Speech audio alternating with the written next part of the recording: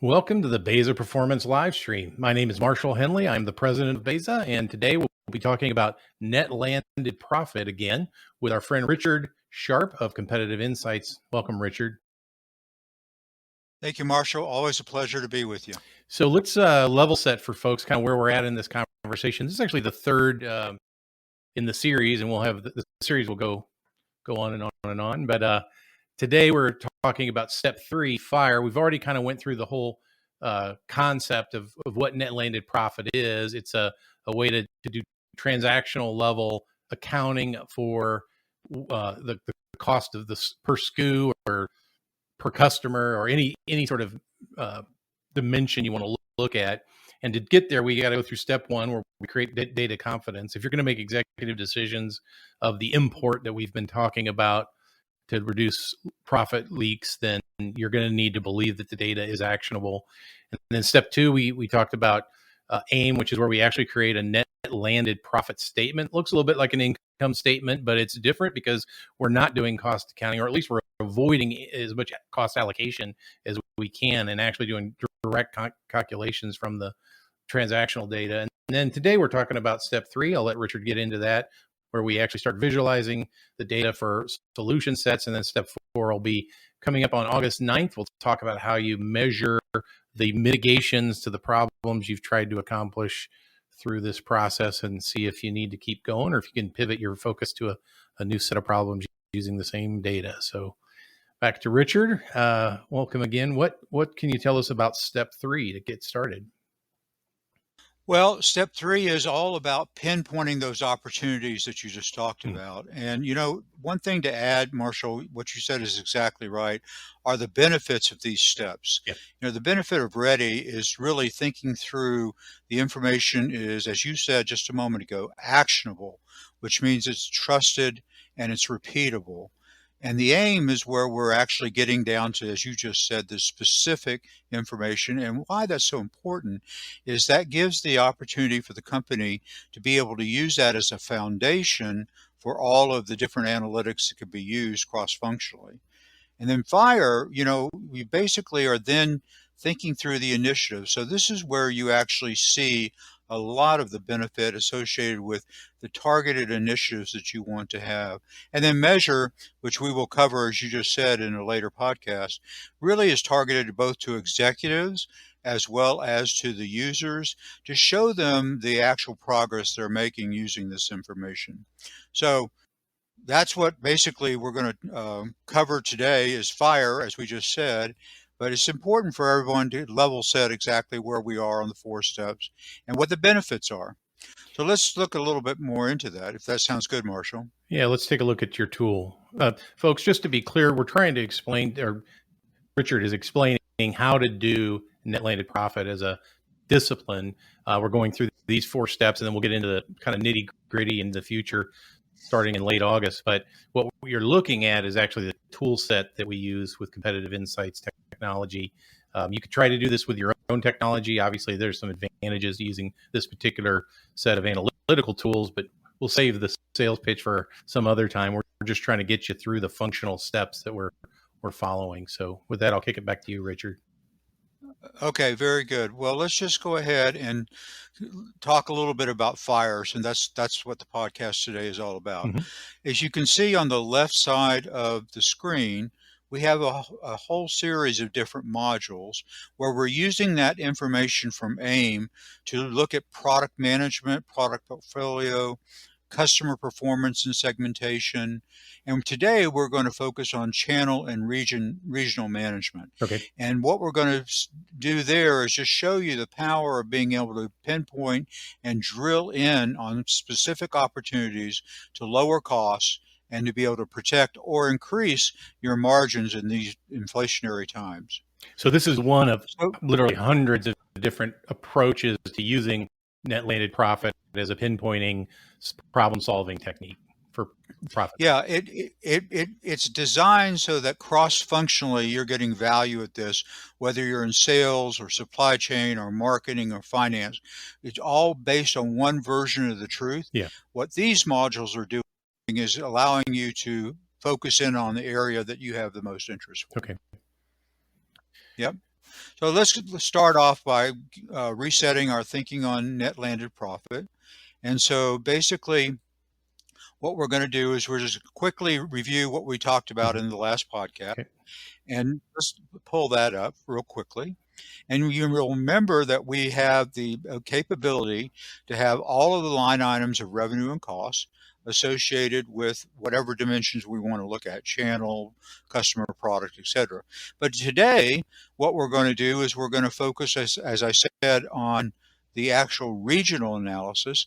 And as you can see, these view has the different states that we do business in. Okay. Look at the first one, Pennsylvania. Yep. And we see all the sales associated with the state, the costs associated with the state. But what's really interesting, Marshall, is if you look down at the standard margin, which is what people would normally do, you would think you're doing pretty well in Pennsylvania at 34% margin. But when you actually address all of the different ways revenues are reduced and costs, you're down to a negative 3%. So quite a bit different view when you actually look at cost to serve and net landed profit. And again, this is not what you could ever get out of an accounting system using cost allocation. You would not see this. Peanut butter spread or any form of allocation, you'd never get to this because you've got to trust. If you're going to look at a wholesale change for the state of Pennsylvania, you want to trust that every number you see here is right. Yeah.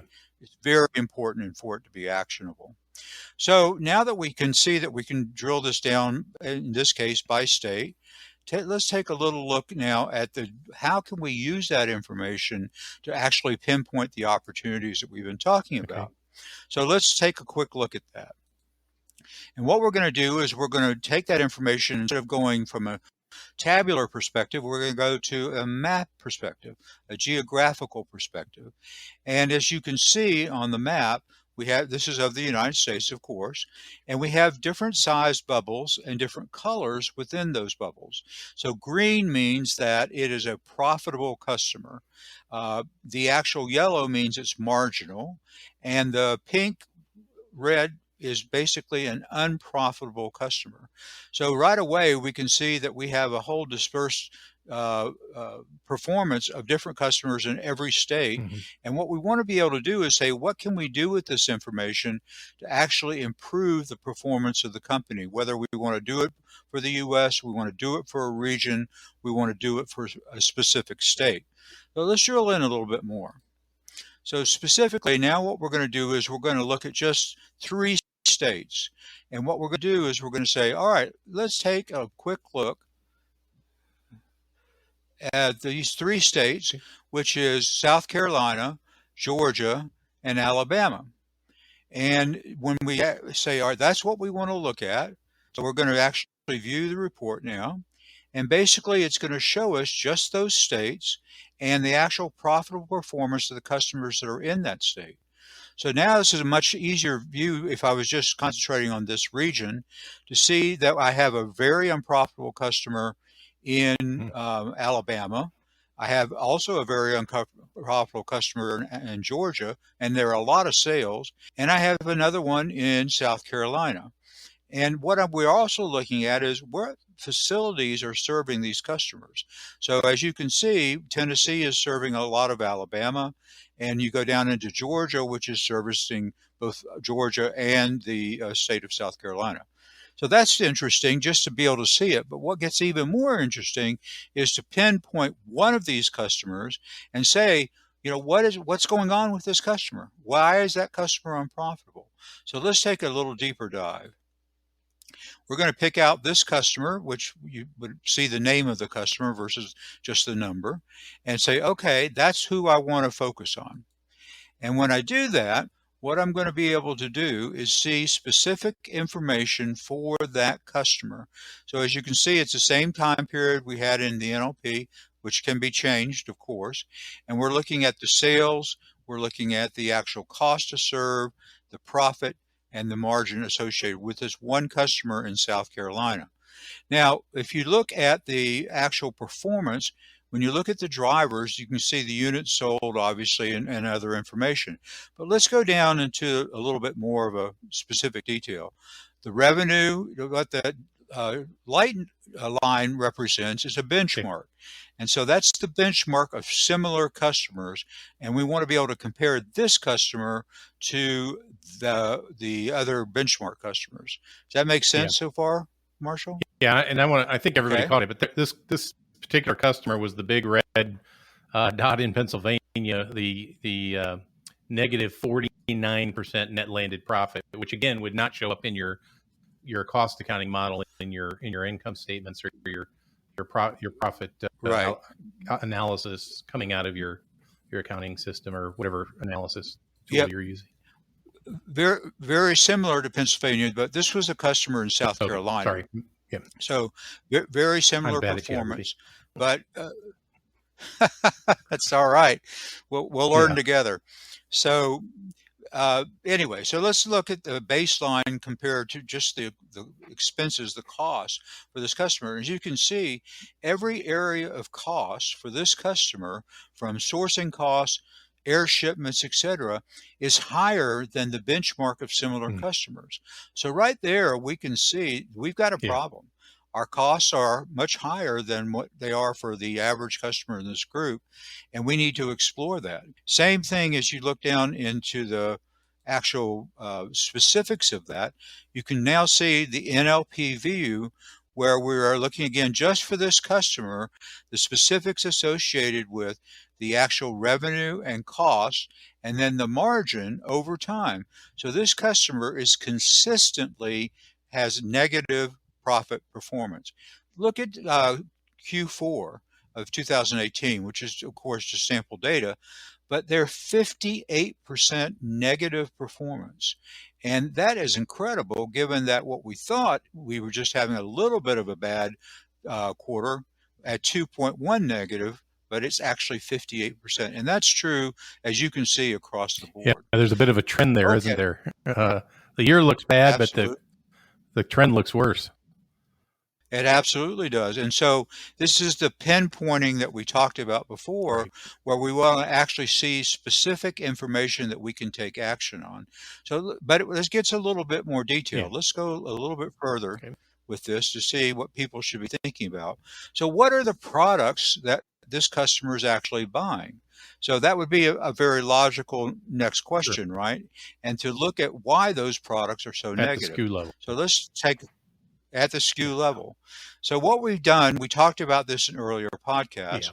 We've broken the actual products that this customer is buying into different buckets. So we have buckets of where they're actually making money with certain products that are being sold to that customer, all the way down to what products are unprofitable. And if you look at the actual number of products that are unprofitable being sold to this customer, it is by far the largest number at 4,700 products that are all negative being sold to this one customer.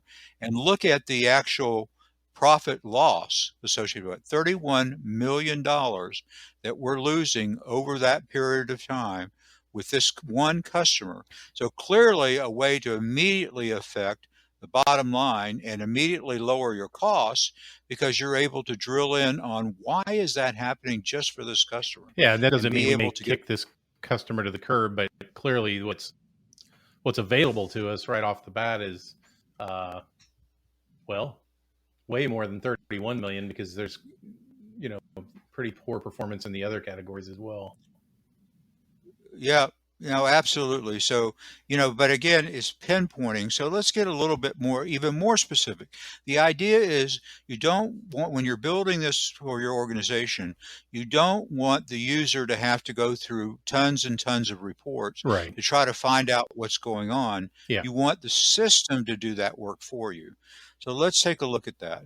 So now what we did is we said, just show me the unprofitable products that this customer is buying. And I can obviously do that for any of the groupings that we have there. But look at the first one. Only one product. They're actually selling a little under $2 million to this customer for that one product. But they are losing a tremendous amount of money, $1.6 million on 1.8 million in sales. So, and if you look at the trending there, you can see this is not just a a one-time thing. This is consistent negative performance. And so that's really interesting because basically now you can look at that performance and say, what can we do? As you say, not to fire the customer, Right. but to change something about that customer to help improve their performance, which might be service levels, it might be discounts, it might be pricing. There's a whole number of different things that you can actually move or influence to make this product for this customer act in a better way. So then you can go and look at the specifics for that actual product, and you can see that that specific information for that product for that customer is basically giving you more insight, and that's what it's really all about. Okay. In fire, it's about being able to pinpoint those opportunities. If that makes sense, It Marshall. does. Yeah. So I think we've talked about this before, but I'll just say it again. This methodology of pinpointing is a little bit like doing, a fishbone diagram in Lean or 8-step problem solving, to using a fishbone diagram as part of 8-step problem solving to get to the point where you have very clear understanding of the problem at a level that's actionable. And in Lean, we Right. always say, the problem tends to, the solution tends to fall out of the data, becomes pretty obvious once you have the right data, where you can see the root cause of the problem. Right. And it's data that you trust Yeah. on a repeatable basis. Because if you don't trust this information, you're not going to take the action, and there'll be internal, you know, arguing, if you Yeah. will, with regard to what's right and what's wrong and who should do what. So, You want to get that all off the table. yeah. And obviously we're not advocating you would necessarily, my point is we don't have any solutions we're recommending to fix this problem. We're just getting down to the specific SKUs, and they're losing the money with the specific client, so that there's a really small target to go after in terms of identifying that, getting back some of that 31 million that you're losing from this client. So Yeah. and in doing so, I think, we can say, well, obviously one solution might be getting rid of this client altogether and just not having them as a client anymore. But that's probably not going to happen without everyone being on board that this is this is real data. Like, they can trust these numbers, even if Yeah. that may not be the solution that you choose. Pretty much any solution that you choose is going to affect the client. You might have service level changes or pricing changes you need to negotiate. All of that, if you're going to take that action, you better trust what you're looking at. Absolutely. And Marshall, you just hit it on the head.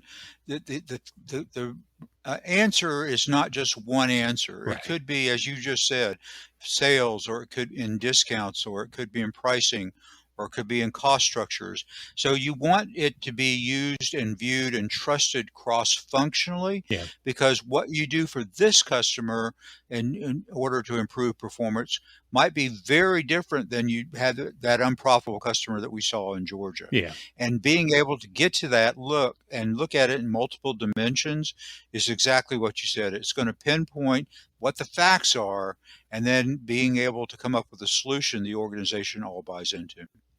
That's right. Exciting. So this is a, go ahead. Sorry. No, I say that's just a small example when you're actually in fire and you're looking at the region and you're being able to say specifically, what is it that's going on in this state or this region or across the country. Yeah. And what we were looking at is, in this specific situation, unprofitable customers by region, and then drilling down, finding the most unprofitable customer in a particular region that was really causing that region to be unprofitable, and looking at the SKUs that they buy and focusing on the SKUs that are unprofitable, so that we're not, looking at the whole ocean of stuff that customers are buying. In their case, it was pretty much the whole ocean. They were losing money on a lot of stuff, but then that gets us to the solution set that we might want to take, which, again, we're not proposing anything specifically here. We're just saying you gotta be looking at the right data to do it, and it's got to be actionable. So one way to think about this, again, folks, I'm just going to bring the diagram up, is we're looking at this step 3 fire. And so that's the pinpointing that gives you those actionable insights. And when you have that, you can make some changes, but those changes need to be measured against what your desired outcome is. And that's where we'll be getting into on August 9th, the measure. How do you measure and track the performance of those profit recuperation and mitigation strategies that you're putting in place. Right. And using effective benchmarking to help with that. So you're not comparing all products to one product. You're comparing similar products or similar customers within a channel or within a region.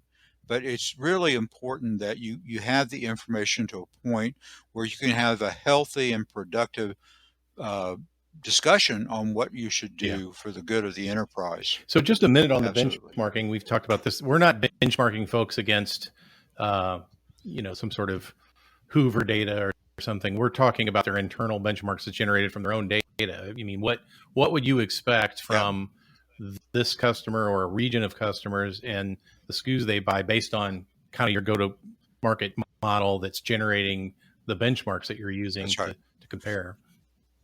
Benchmarks of similar products or similar customers. That's absolutely right. When you use external sources for benchmarking, there's nothing wrong with that, but it's been our experience that you can't really tell exactly what went into the benchmark that they're using, right? And so you can be very easily comparing apples to oranges. And what you want to be able to do is say, no, I'm using my own information from this our very reliable source, and I'm using that to create benchmarks that make sense for my business to track performance. You're absolutely right, Mark. And just pointing this out again, I mean, it's important. The internal benchmarks that we showed are based on net landed profit, so we're not getting into the allocations that kind of skew the numbers and make things that are on the low end of profitability look more profitable than they really are, and the things that are on the high end of profitability look less profitable than they really are. You're seeing, a pretty accurate depiction of what the benchmark ought to be, at least compared to what you're doing internally. So I like that example. And tracking it over time. So am I getting closer to the benchmark performance this quarter than I was last or this month? It's just being able to, feel good about decisions that are working and correct things that are not working. And then what are the new opportunities, which we'll cover and measure, that have surfaced that weren't there the last time? All of that is what you want to be able to represent to your users so that they are solving the problem versus trying to dig into the data. So just to tease kind of what's coming after August 9th. So August 9th, we'll get into the measure, and that'll help folks kind of understand all four steps. We'll conclude just the macro steps at that point. But then I think we're going to move into other step 3 visualizations for different kinds of problems that we want to take a look at. So to tease those kind of different kinds of visualizations for different types of problems, let's talk about what you can use net landed profit for in step 3. So that's a very good point. So what we just covered was someone who's interested in looking at customers by some form of territory alignment and then getting to the root cause of the issues. But if you can use the exact same information. It's a great point, Marshall. You're not recreating another database. You're not establishing another source of information. You're using the exact same source of data that we just covered in region to focus on other problems. So for instance, supply chain risk management, being able to look at how do I look at this information to both proactively and reactively protect our organization's ability to generate profit. Or inventory management, not replacing your inventory management systems, but being able to supplement them with profitable performance. So is that inventory that's sitting in these 3 DCs all contributing the same amount of profit that I would expect, and maybe not, which again helps you to realign, the inventory management decisions. Getting into customer segmentation and product segmentation. How does my portfolio working? Is it working well? Should I rationalize products? Should I change something about the products? A big effort going on in multiple industries right now is to say we need to simplify our portfolio. But there are lots of ways to use the data, but it is the same data. Okay. Yeah, we're excited about this on the S&OP side. Doug Dedman, the president of DVM Systems, who you know well, We do the same thing there. We generate a lot of questions. We don't answer the questions. SNOP creates like a focus on questions. And one of the questions that we have to answer typically is, okay, we've got some constraints. That's what SNOP is for. Well, here's some constraints. We've got more orders, potential orders over the next 12 months or 24 months, whatever your window is rolling, then we can do. And we can do some supply side improvements to try and increase what we're going to do there. But it doesn't make sense to do those if we're just adding negative profit, right? If we're adding losses to our approach. So having net landed profit is another pinpointing lens we can look at. And fundamentally that answers the question in that scenario, one possible answer, it's not the only answer, to which customers do we need to serve in the short term when we're constrained, might be the customers that are contributing the most profit. That's a pretty good that's a pretty good lens, right, for SNOP. Yep. If you're in product allocation mode, that's a very good lens, because why would you prioritize selling the few products you have to unprofitable customers, and the product sale is unprofitable? That makes no sense. Well, you might, but it would be for some sort of reason that has to be more important than the profit that you're giving up. The opportunity cost of that lost profit should be in view. The problem is it's not generally in view, and that's why it's such a powerful technique to combine with SNOP. So that's right, Marshall. Absolutely correct. So any other teasers we can throw out there? So we've talked about supply chain, both proactive and reactive risk management. We talked about inventory management. What else? Well, there's lots of them that you can go into besides the customer information and customer segmentation and product segmentation. You can look at, leakage, profit leakage. Where are we actually leaking profit based on the end-to-end performance? Remember in the beginning, we talked about this data is from the very sourcing of product all the way to the final delivery to the end customer. So there's a lot of information about where am I buying it, how am I moving it, where am I storing it, how am I handling it, how am I delivering it in the final mile. Whether that's a B2B model or a B2C model, it's the same question. And so being able to identify for this particular product, we are leaking, this amount of profit based on the fact that we changed the mode of transportation for interfacility, and that has driven our margin down to very slim, if not negative performance. So it's all about giving that information to the functional users that are going to take that information and run with it. Well, good stuff. Folks, if you haven't already, mash your like or your subscribe or your follow button in whatever platform you're viewing this on. And that way you can make sure you see other informational content from the Beza live stream. Richard, really appreciate your time today again. And we'll catch up on August 9th on the next step, step 4, which is measure. And then we'll push on into some of these teased areas that we talked about for step 3 for visualization and pinpointing in these different areas. So thanks again Well, thank you. Yeah.